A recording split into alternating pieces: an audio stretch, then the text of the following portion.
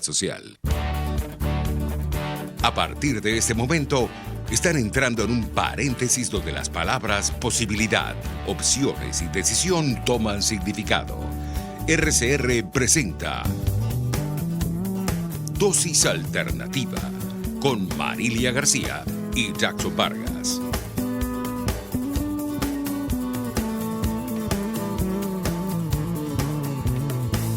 Hola amigos, ¿qué tal? Como siempre, sean bienvenidos a su espacio Dosis Alternativa. Les saludamos Jackson Vargas y Marilia García. Recuerden que pueden seguirnos e interactuar con nosotros a través de nuestras redes sociales en Twitter por @RCR750. También nos pueden ver en vivo a través del Periscope y a través de nuestra página web rcr.tv, la radio que se ve. Amigos, hoy vamos a descubrir si cuando hablamos de las alergias alimentarias y la intolerancia alimentaria, Marilia, estamos hablando de lo mismo o por el contrario de situaciones diferentes. Para ello nos acompaña vía telefónica Marieli Herrera Maimone, inmunólogo, alergólogo, pediatra. Bienvenida, doctora. Por la invitación, nuevamente contenta de estar con ustedes.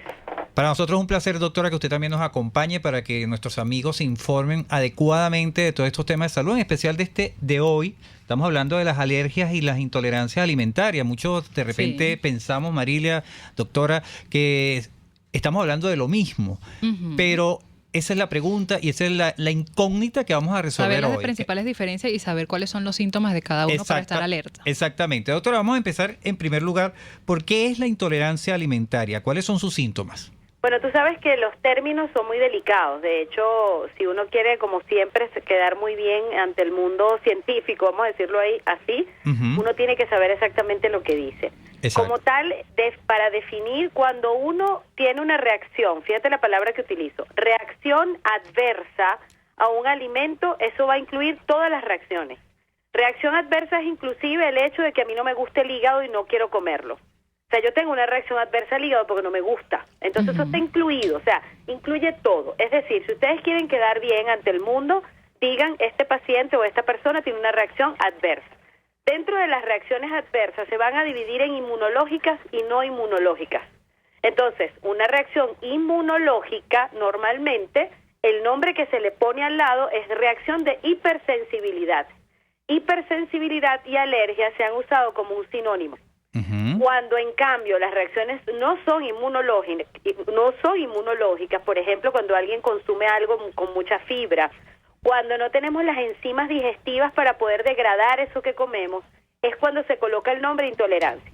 Entonces, cuando estamos del lado de la inmunología, vamos a usar hipersensibilidad, y cuando específicamente esa hipersensibilidad es mediada por un anticuerpo que se llama IgE, es cuando hablamos de alergias. Pero cuando hablamos de un problema enzimático, un problema de concentración, de fibra, de exceso de carbohidratos, de exceso de grasa, ahí es cuando ponemos la intolerancia como nombre. ¿Y qué caracteriza esta intolerancia, doctora? El mejor ejemplo que tenemos es cuando hablamos de la leche. La leche es un alimento que tiene todas las cosas que necesita un alimento para ser nutritivo. Tiene grasa, tiene proteína y tiene azúcar. El azúcar de la leche se llama lactosa. Las proteínas de la leche son muchísimas. La que más tiene es la caseína. Cuando las reacciones inmunológicas son a la proteína de la leche de vaca. En cambio, una intolerancia a la lactosa es por el azúcar. Entonces, cuando yo tomo leche, ¿cómo sé yo que tengo una intolerancia a la lactosa? Porque no tengo la enzima que degrada la lactosa y la convierte en glucosa para que se pueda absorber. Como no tengo esa enzima, ese azúcar que está en mi intestino se va a fermentar y los síntomas van a ser a los 10-15 minutos. Yo tomo la leche y pasan 10-15 minutos, empiezo a sentir sonidos, vamos a decirlo así, en mi abdomen, y luego gases, y luego tengo que ir corriendo al baño a explotar. Esas son las reacciones de intolerancia. No tengo la enzima que degrada el azúcar llamada lactosa, y entonces cuando voy al baño exploto con unas heces ácidas. Claro. De hecho, muchos pediatras confunden la intolerancia a la lactosa y la alergia. No existe, oigan bien, necesito que esto lo grabe todo el universo, no existe alergia a la lactosa. No puede haber alergia a un azúcar. La alergia es a la proteína de la leche de vaca, a la proteína del huevo, a la proteína del ácaro. O sea, las reacciones de tipo hipersensibilidad, alergia, son a proteínas, no a azúcar. Al azúcar son intolerancias. Las reacciones de intolerancia son prácticamente inmediatas. Por ejemplo, la leche yo creo que es el mejor ejemplo que hace que el título del programa se entienda. Yo tengo en cambio alergia a la proteína de leche de vaca, la reacción no va a ser inmediata, va a ser tardía, va a ser insidiosa, no va a tener que ver necesariamente directamente con síntomas gastrointestinales, sino con síntomas fuera del aparato gastrointestinal. ¿Cómo cuáles síntomas, doctora? Por ejemplo, alergia a la proteína de hipersensibilidad. Vamos a hablar con el término correcto, porque la mayoría de los niños, la reacción que tiene de hipersensibilidad no es de tipo alérgico. Y eso es lo que hace más complicado el asunto. Y por eso, señores, cuando ustedes tengan un paciente con un trastorno de reacción adversa a alimentos, vayan al inmunólogo. O sea, no lo hago por hacerme propaganda, sino porque somos los que manejamos realmente todas estas reacciones. Una alergia alimentaria en pediatría es raro. Solo se da en el 4% de todas las reacciones adversas a alimentos. Estoy incluyéndolas todas, incluyendo las intolerancias. ¿Cómo se manifiesta una alergia a un alimento? Lo vemos con los mariscos. La persona se lo come y de inmediato siente que se le tranca la garganta y se puede morir. Eso es una reacción alérgica, inmediata. Eso es raro en pediatría, muy raro. Eso es más frecuente en adultos que están disregulados. Volvemos a las reacciones de hipersensibilidad. Las reacciones de hipersensibilidad más frecuentes no son tipo IgE, sino tipo IgG, sobre todo en bebés. Estamos hablando de bebés que están manifestando lo que los anticuerpos de su mamá que le pasó durante el embarazo está simplemente haciendo la respuesta inmunológica de la mamá. Y esas respuestas son insidiosas, raras. Eso puede ser, por ejemplo, una rinitis. Un niño mocoso puede simplemente tener una reacción de hipersensibilidad a un alimento y esas reacciones son tardías y lentas. Nadie las relaciona con el alimento porque no son inmediatas. Todo el mundo diagnostica una intolerancia a la lactosa porque yo tomo leche y me da gases. Todo el mundo diagnostica una alergia a alimentos porque si me como el alimento me tranco y me salen las ronchas, es una reacción inmediata. Pero las reacciones de hipersensibilidad no alérgicas o no tipo IgE son las que son sutiles y son las que son las más frecuentes y son las causantes de lo que Marieli siempre habla de pacientes disregulados. Es decir, que vemos un niño a veces con constante gripe, por llamarlo así, una gripe o mucosidad, y creemos que es el ambiente, que es la contaminación, y a veces no vamos con el punto que es lo que usted nos está mencionando, que es una hipersensibilidad.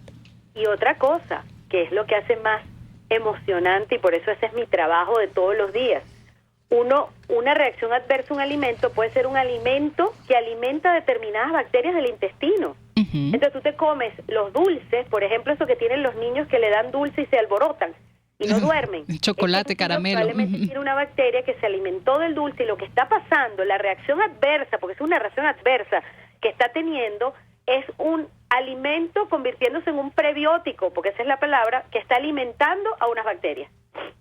Esa es una reacción que hasta ahora no hay un examen que tú puedas hacer para determinar cuál es la bacteria que se alimenta del alimento, sino tienes que tú suponerla.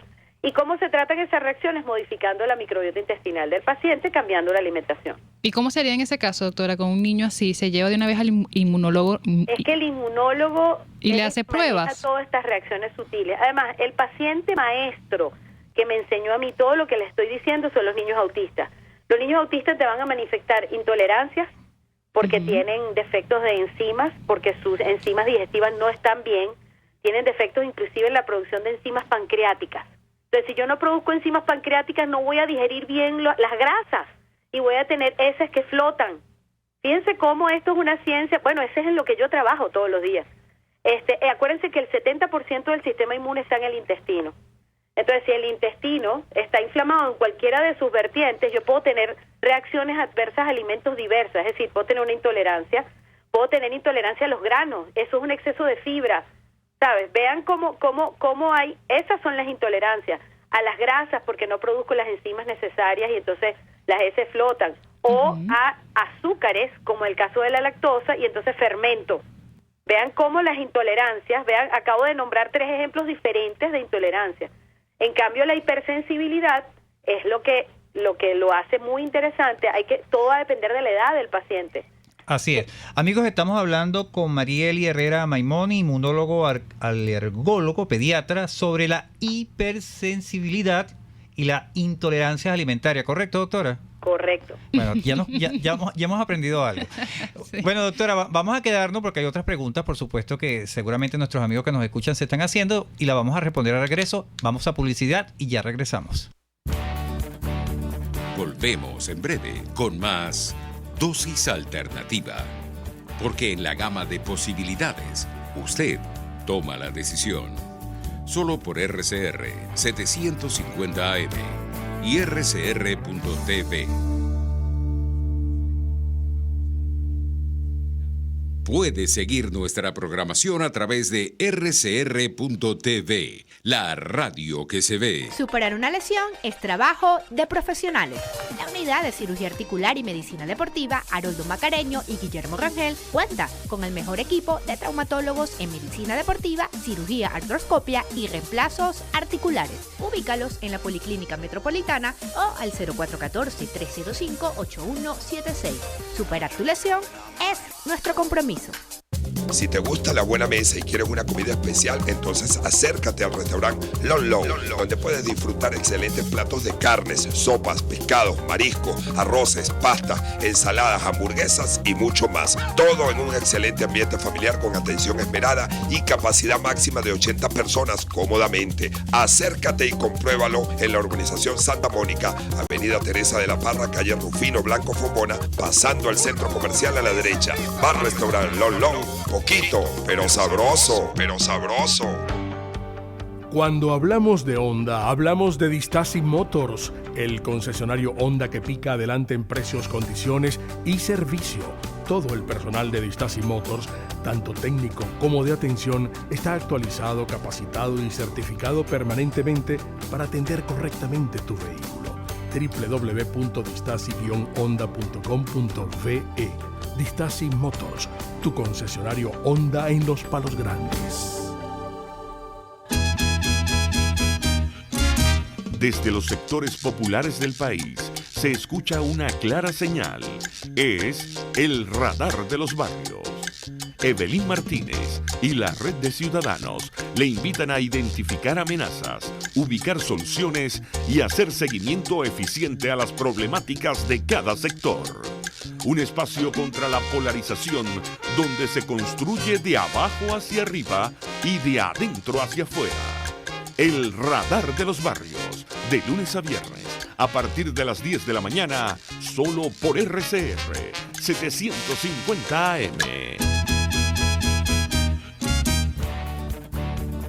Les estamos presentando Dosis Alternativa con Marilia García y Jackson Vargas.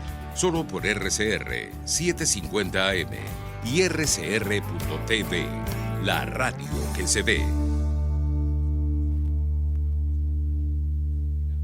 Amigos, estamos de regreso en Dosis Alternativa y estamos conversando sobre la hipersensibilidad y la intolerancias alimentarias. Para ello nos acompaña vía telefónica Marieli Herrera Maimoni, inmunólogo, alergólogo, pediatra.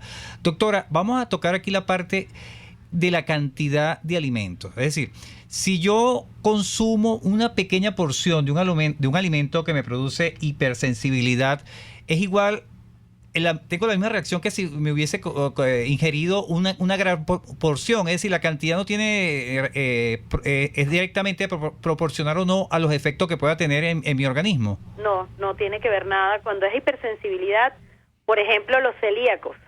Los celíacos estamos hablando de una reacción de hipersensibilidad no alérgica y ellos con una pequeña cantidad se ven muy afectados. O sea, todo depende de cuánto anticuerpo tengas. Acuérdate que el anticuerpo antígeno va a depender de cuánto anticuerpo y de cuánto antígeno. O sea, la variable es por los dos lados. Si yo tengo poquito anticuerpo, necesito mucho antígeno. Si tengo mucho anticuerpo, necesito con un poquito de antígeno, puede hacer una gran reacción. Esa podría ser como la limitante en cuanto a la cantidad. Igual pasa con la intolerancia. Cualquier persona que se mete un saco de mango hace una respuesta de intolerancia porque se pasó de cantidad. Claro, ahí es cuando habla usted de que el intestino se inflama. Ese abuso de estos alimentos es lo que genera esta situación, ¿no?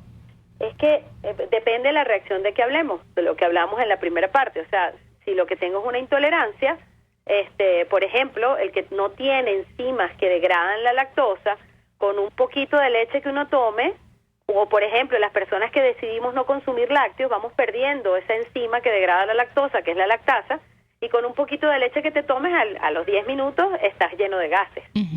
¿Sabes? La cantidad no es lo más importante, sino determinar cuál es el alimento que genera la intolerancia o la hipersensibilidad y determinar cuál es el tipo de hipersensibilidad que tiene. Pero ese detalle es importante. Exacto. Disculpa que te interrumpa, Mariela. Por ejemplo, la doctora dice que cuando yo no dejé de consumir lactosa, hay una enzima que dejó de trabajar en relación a esa situación y esa enzima desaparece. ¿Eso pasa con todo tipo de alimentos?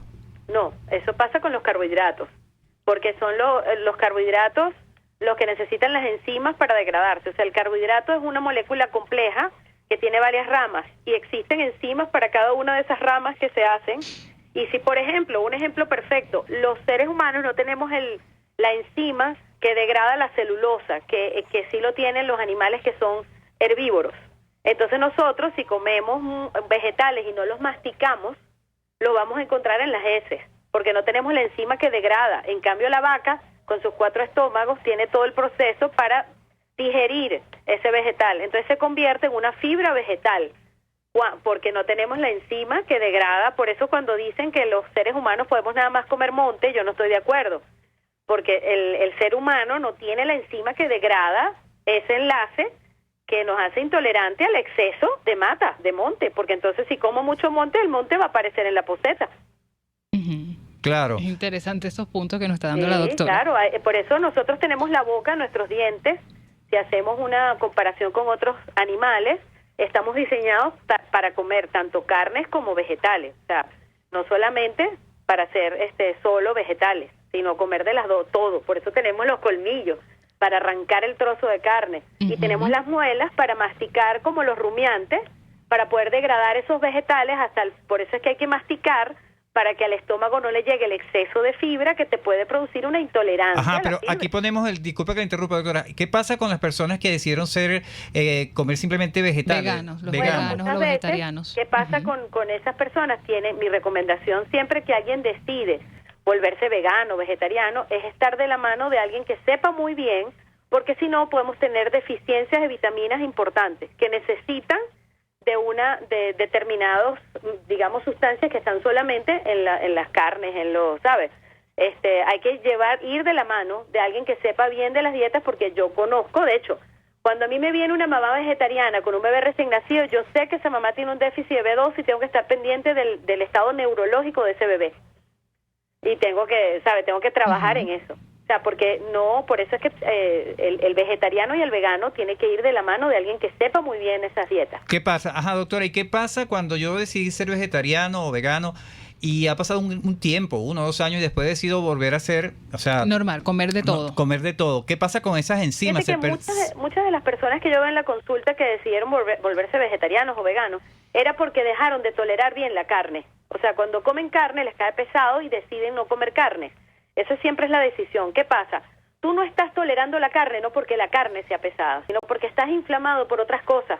Cuando tú te quitas las otras cosas, que por ejemplo, yo siempre hablo desde el ejemplo, porque yo fui una paciente que pesó casi 160 kilos, yo tenía todas las alergias del mundo, yo me gradué de alergólogo con todas las alergias, o sea, yo estudié 3 años alergología y no logré vencer mi rinitis, y fueron los niños autistas que me enseñaron que tratando mi intestino, bajé 80 kilos, se me quitaron todas las alergias y ahorita estoy siempre en ese trabajo de buscar la paz intestinal que todos queremos. Entonces, el mensaje que quiero que les llegue, que no es la carne la mala muchas veces.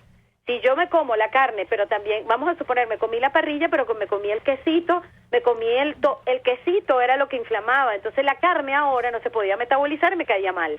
Pero si yo ahora me como la carne sola y no me comí el gluten, no me comí el queso, que era lo que realmente inflamaba mi sistema, ahora la carne me cae perfecto. Es igual las personas con los granos, a veces los combinan con otras cosas que los caen mal. Yo era una persona que no podía comer grano. Hoy día lo puedo comer de cena, un plato de caraotas de cena y puedo dormir tranquilamente, porque no estoy comiendo lo que inflama mi sistema. Claro, es lo que hace que la digestión no esté bien. Ahí iba mi pregunta antes de todo este tema, doctora. ¿Cómo haces para detectar entonces, por ejemplo, un niño con hipersensibilidad a algunos alimentos? ¿Cuáles serían las pruebas? Lo más importante es la historia. La historia es la que te da las respuestas. Ya yo con la experiencia y gracias al tema crisis y que no tengo todos los exámenes de laboratorio que deseara, yo pongo mucho énfasis en la historia para ahorrar dinero a los pacientes.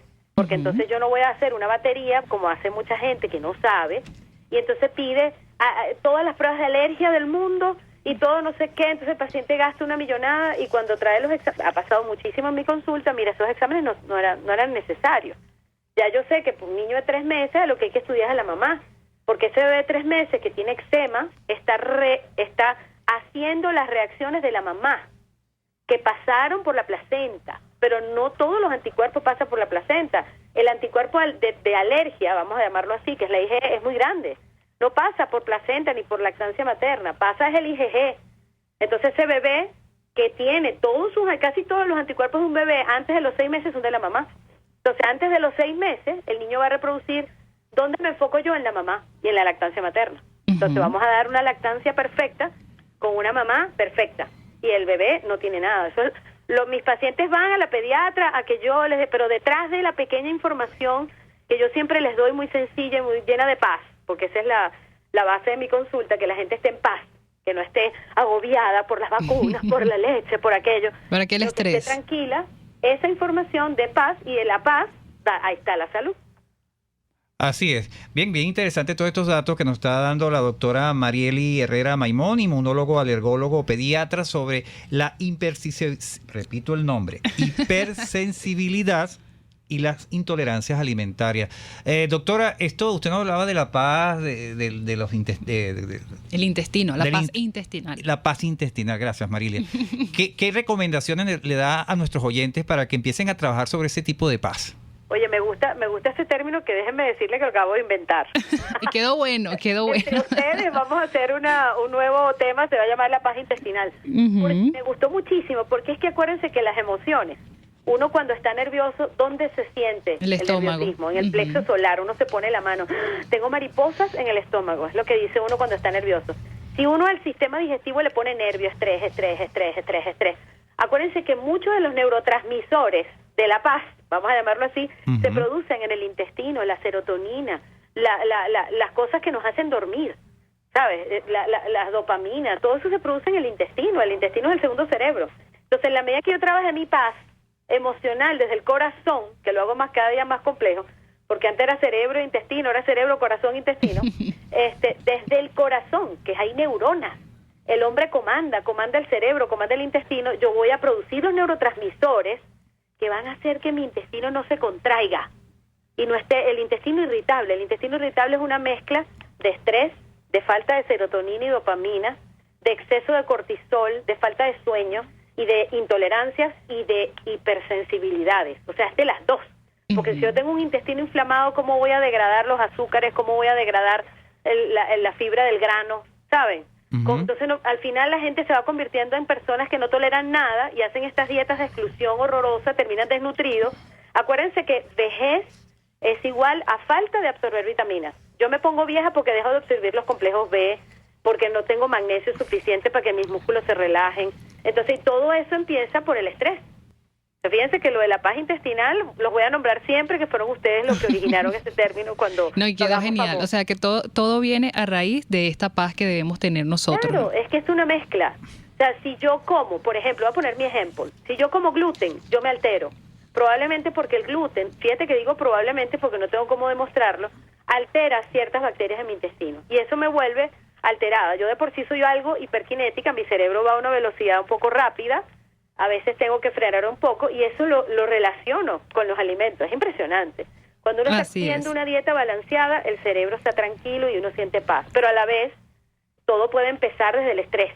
Así es. Bueno, doctora, lamentándolo mucho, llegamos al final de nuestro programa. Sus redes sociales, punto de contacto. Bueno, la red social que más está moviéndose ahorita en todo el universo es el Instagram, @Marieli Herrera Maimone. Buenísimo, bueno, agradecidos con la doctora Marieli Herrera Maimone, inmunólogo, alergólogo y pediatra, por hoy habernos aclarado tantas dudas con respecto a lo que creíamos alergia y es hipersensibilidad y intolerancias alimentarias. Así es, Marilia. Estuvimos trabajando para ustedes en la Dirección General de la Estación, Jaime Nestares. En la gerencia de producción, Wilix Arcaya. En los controles, César Arteaga. Recuerden que pueden seguirnos e interactuar con nosotros a través de nuestras redes sociales en Twitter por @RCR750 y vernos en vivo a través de nuestra página web rcr.tv, la radio que se ve. Les invitamos a que continúen ahora con el Radar de los Barrios. Hasta aquí, esta emisión de Dosis Alternativa. Nosotros le proporcionamos el abanico de posibilidades. Ustedes toman la decisión. Solo por RCR 750 AM y RCR.tv, la radio que se ve. RCR presentó Dosis Alternativa, una producción nacional independiente de Marilia García, certificado número 30.260, para dar cumplimiento a la obligación impuesta por el artículo 14 de la Ley de Responsabilidad